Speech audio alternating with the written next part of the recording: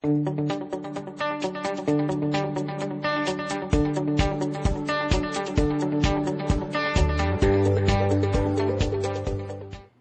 everyone, I'm Chef Susie with Escoffier Online. And tonight I'm going to be making one of our assessments. It's a Sabayon sauce, which is an egg-based sauce. It's kind of like a little bit of a lighter custard. It's very popular. The sauce that I'm going to be making today is flavored with champagne and a little bit of cinnamon. We've just got a few ingredients. I've got sugar, egg yolks, my champagne, and my cinnamon. I'm going to be whisking them together. Then we're going to put it on the bain-marie, which is also known as the double boiler, to cook it to a ribbon stage. And then we're going to pull it off and make a little dessert with it. It's so easy. It's just a few ingredients. You can make this to dazzle your friends and family at a moment's notice, and they'll be completely impressed when the flavor just pops when they try it. So knowing that, let's get started. I've got my sanitizing solution for my good safety practices. Once again, I'm going to be making something with eggs. You always want to be really careful, especially when using hazardous materials, or as we call them in the kitchen sometimes. I know egg doesn't seem hazardous, but it has a lot of potential to create some bacteria that can get some people sick. So always be mindful, especially when you're handling meat and things too. So I've got my quaternary ammonia solution in my bucket with my rag, and I also have my spray bottle. I cleaned my station really well before I set up my mise en place. I'm going to go ahead and clean everything when I'm finished too. So knowing that, I'm going to put this under the counter and then we can get started.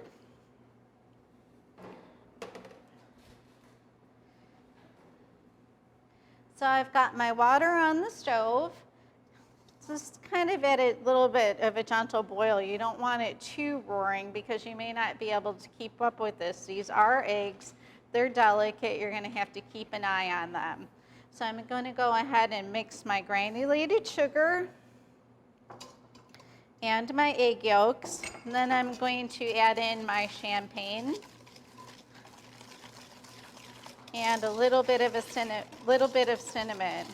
This is a really nice flavor for this sauce. You can make this sauce with so many different kinds of flavors. Not only the champagne, you can use a lot of the liqueurs that we talked about in the past, especially Grand Marnier, very, very popular Sabayon flavor. You can use the Frangelico, the Sambuca, even the Kahlua or the Godiva chocolate. Any of those liqueurs will work just fine. And what's really neat is you can flavor this with beer too for a little bit of a different flavor.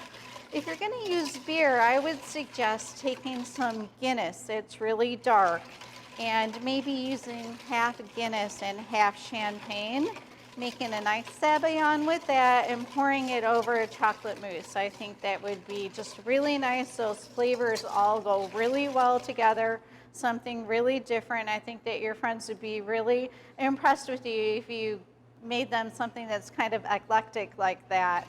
And also the Sambuca would be really nice over chocolate mousse. And a lot of these sauces you can just put over any kind of fruit and they work just fine. And the Sabayon can also be a base for mousses. You'll be making those later on. And the mousses, you're going to make the Sabayon, and sometimes you'll add some flavoring and some gelatin to them, and then you'll be folding in whipped cream.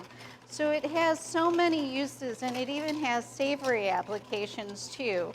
So this is something that you're going to be using all the time. So when you're making this as your initial assessment, make it as the recipe states, and then once you get this under your belt, you'll know how it's supposed to look, and then you can kind of play around and make some different flavors. So knowing that, we're going to take our mixture over to the stove. We're going to start cooking it until it's a ribbon stage.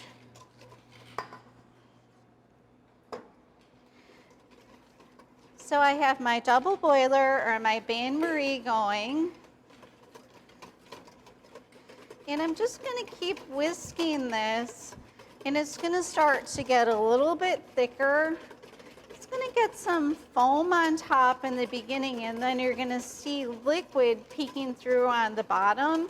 And eventually all of that liquid is going to thicken a little bit and it's going to turn to a foamy egg mixture. And this is really just a little bit of a light custard. So it's just got eggs and alcohol and some sugar and some cinnamon flavoring. So it has everything that's going to make a custard, but it's going to be in a sauce form. You don't want to walk away from this when you're doing this. You want to keep stirring it. If it gets a little warm, lower your flame. Make sure you have some towels handy so you don't have to go like looking through your kitchen drawer if it gets a little too hot. And you're just going to keep gently stirring this. And a telltale sign, like I said, the liquid is going to disappear in the middle and the bottom. And you're also going to be able to feel this. If it feels a little bit warmer than body temperature to you, then you know it's ready. So that's another sign to look for. And we have a question. Is your flame on medium, low, or high? The question is the flame on medium, low, or high. I have a medium flame and I felt like it was starting to get a little bit warm. So I lowered it a little bit. And if you think this is maybe getting a little bit warm on you, you can go ahead and just pull your bowl off and kind of catch up a little bit. So don't think you have to keep it on there. That's why you want to have your towels handy. And if, like I said, if you feel like you need to catch up, then just pull it off and work it off to the side. So this is a nice ribbony texture. It's holding its shape when I'm picking it up with the whisk. It almost has a little bit of a ribbony effect. And I can feel the thickness, and it's nice and shiny, and it has a really good, really good fragrant smell to it. So knowing that, we're going to pull this off the stove, and we're going to bring it over to our table. And we have another question. How do you know if it's too warm? The question is how do you know it's too warm? If it gets actually too hot on you, the eggs can curdle.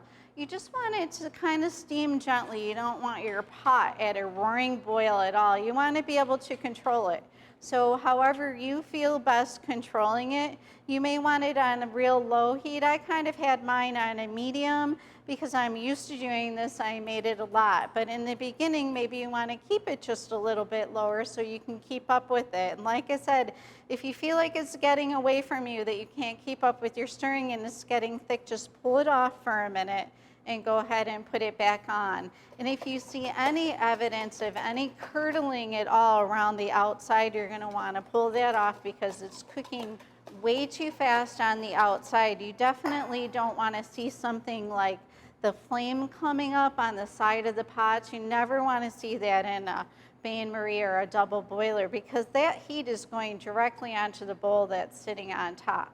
So that's a no-no. If you see that, you know for sure it's too high. Go ahead and turn that down. And we have another question. Can I use an electric mixer?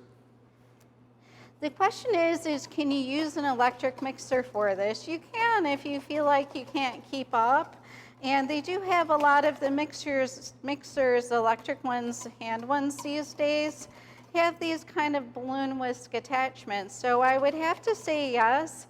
But you're going to have more control if you feel like you can do it by hand because you're going to be able to go with your single whisk around the outside. And you might not have the same control with the hand mixer, but you can definitely do it if that works out better for you. It can be kind of tiring doing this, especially if you're doing a bigger batch. This is a small batch. There was only 2 egg yolks in here. So be mindful with your cord near the open flame too.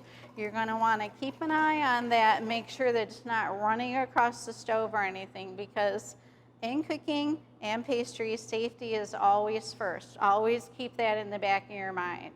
We have another question. Can Chef explain the term ribbon? The question is, can you explain the term ribbon?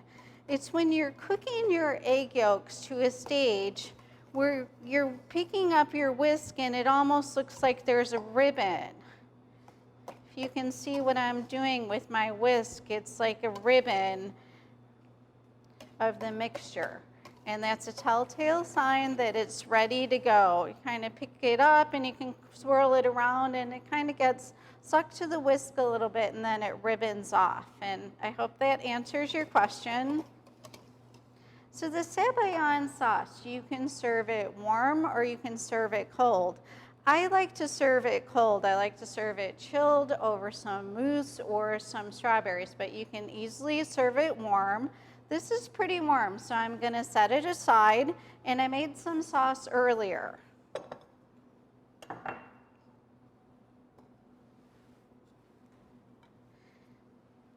So we're just going to be making a really very simple but elegant dessert. It's a strawberry sabayon.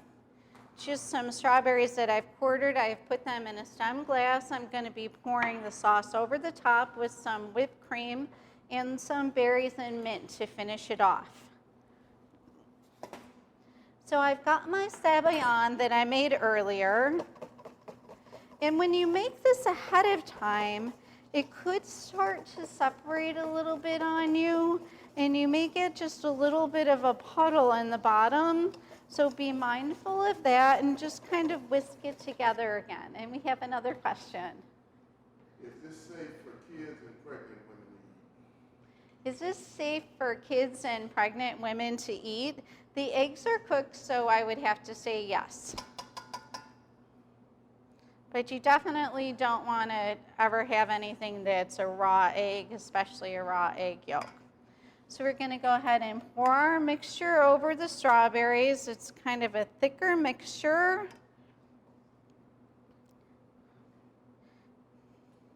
And this is just a really simple but very classic dessert. It's got nice flavor to it with the champagne and the cinnamon, and it's a favorite.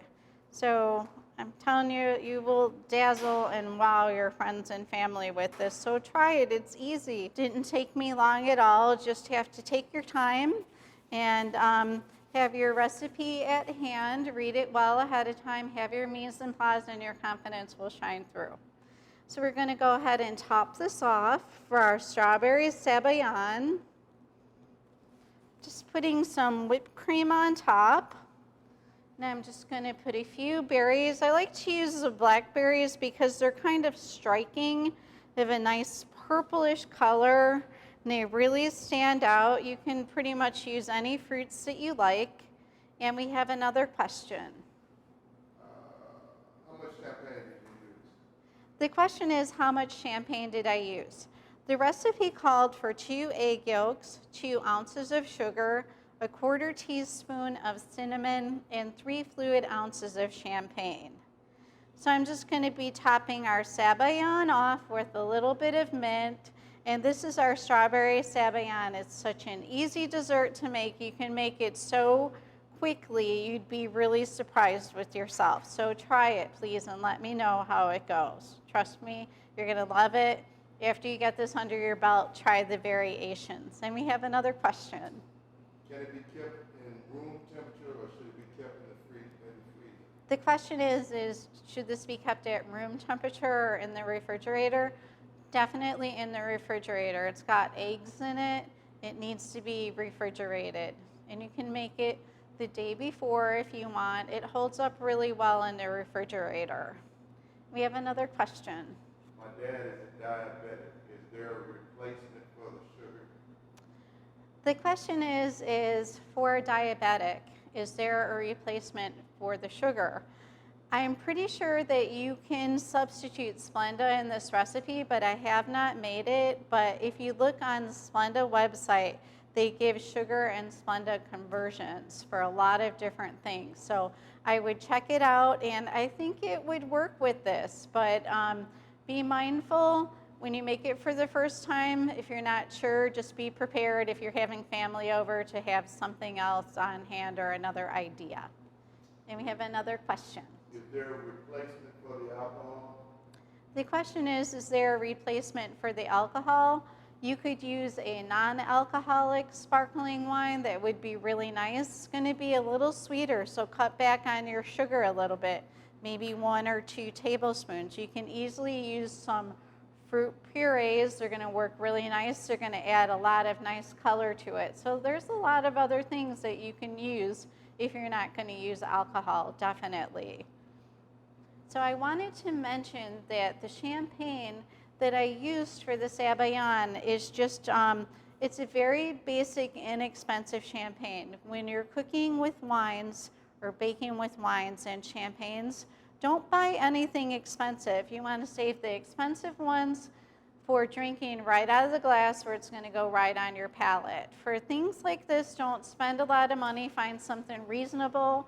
You can shop clearance racks at liquor stores. They sometimes have bins. You can pick up some really nice things for some reasonable prices. Sometimes they only have 1 or 2 bottles left and they want to get rid of it, so they're marking down the price. Or I got this at my local grocery store. It's perfect because it's a small bottle. There's about 7 or 8 ounces in here. It came in a 4-pack.